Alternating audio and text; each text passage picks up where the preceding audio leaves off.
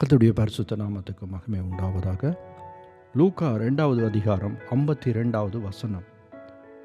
இயேசு ஆனவர் ஞானத்திலும் வளர்த்தியிலும் தேவ கிருபையிலும் மனுஷர் தயவிலும் அதிகமாய் விருத்தியடைந்தார். ஆமென். இங்கே நாங்கள் பார்க்கிறோம், இயேசுவானவர் ஞானத்திலும் வளர்த்தியிலும் தேவ கிருபையிலும் மனுஷர் தயவிலும் அதிகமாய் விருத்தி அடைந்தார் என்று இங்கே வசனத்திலே நாங்கள் பார்க்கிறோம். இந்த நாளிலே நம் ஒவ்வொருடைய வாழ்க்கையிலும்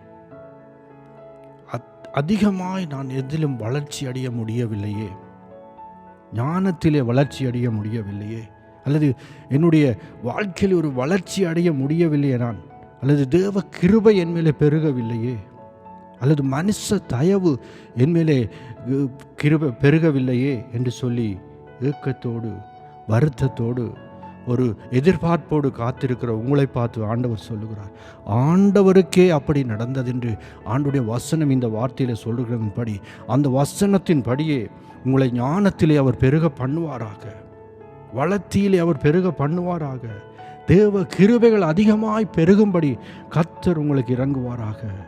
மனுஷ தயவுகள் உங்களுக்கு உண்டாக போகிறது. நீங்கள் எதிர்பார்க்காத இடங்களிலே இருந்து மனுஷர்கள் மூலமாயே உங்களுக்கு ஆசீர்வாதங்கள் கிட்டி சேரப்போகிறது. அதிகமாய் நீங்கள் விருத்தி அடைய போகிறீர்கள். அதிகமாய் உங்களுடைய குடும்பம் விருத்தி அடைய போகிறது. அதிகமாய் உங்களுடைய வாழ்க்கையிலே நீங்கள் விருத்தி அடைய போகிறீர்கள். கர்த்தருடைய வசனத்தின்படியே அவர் அப்படியே உங்களை ஆசீர்வதிப்பாராக. ஆமென்.